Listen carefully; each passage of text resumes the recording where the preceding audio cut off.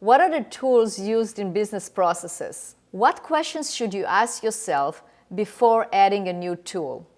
I'm going to go over that, so stay tuned. What are the different tools that you need to use in order to document your processes correctly? I'm going to share the tool that we recommend to every one of our clients in order to ensure that their processes are being followed. By the end of this video, you will know which tools to choose for process automation, documentation, and implementation, and how to pick the right one for your business.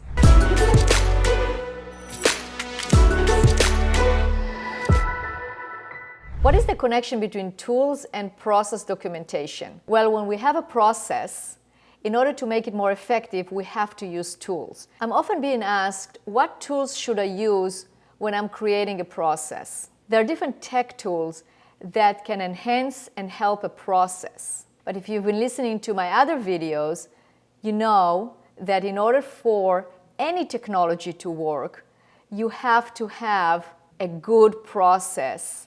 You have to have an effective process, and you have to have an optimized process. If you'd like to check those videos, make sure to subscribe to my channel below and check those videos about process automation and the connection between automation and processes. So back to the question of what tools should I use when I document my processes? So there are different types of tools.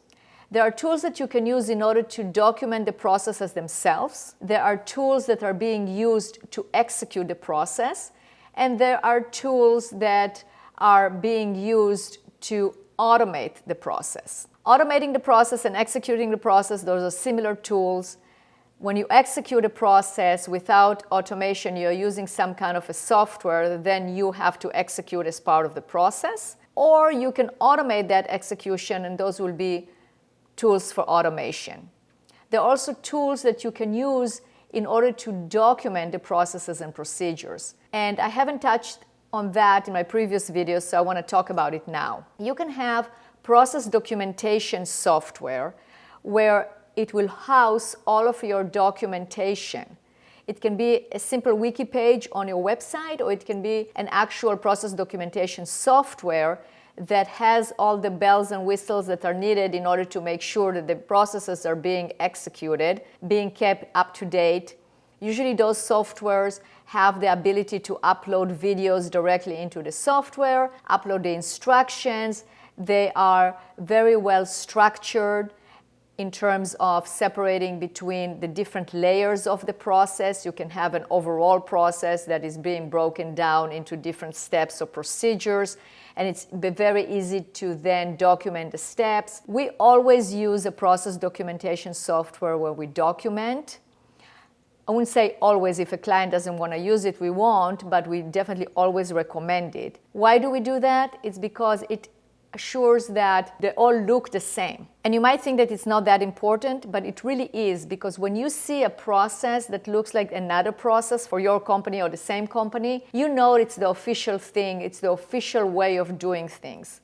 Processes can be written on a Word document. It's kind of like when that happens, you don't know if is this an approved process? Is this the official process? But when you write a standard operating procedure or document your processes in a process documentation software, you know that if it's there, it's the right one. It also acts as a single source of truth. When your team logs into the software, they know that the information they're going to find there is the right information, is the proven information, it was correctly worked out, and they can go ahead and implement it.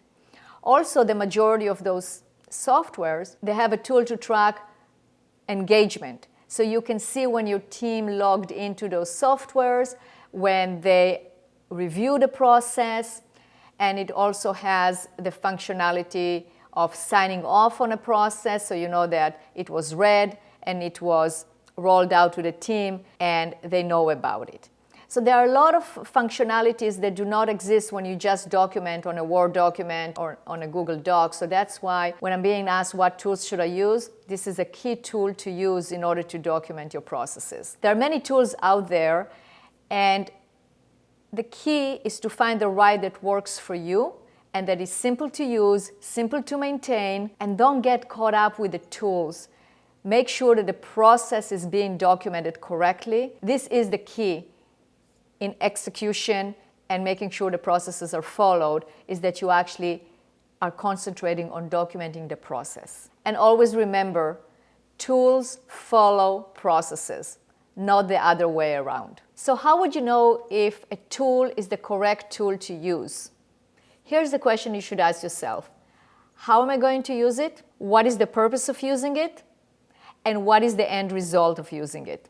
So those are the 3 questions you should ask yourself. And if you understand the answers, if you are convinced after answering those questions that this tool is going to help you, together with a cost analysis to make sure that it makes sense cost-wise, then go ahead and use the tool. If you're not certain or the answer is no, then look for another tool or see what other solutions exist in order to get to the same result. Before you invest in another tool, make sure that your processes are worth supporting. The next video will show you how to create SOPs that are clear, concise, and will actually get you the results that you are looking for. Then you will be able to choose the tools that you actually need to execute the process and not just complicate it. I'm Adi, I'm a process consultant, and I'm here to help you scale your business. So go ahead and subscribe to my channel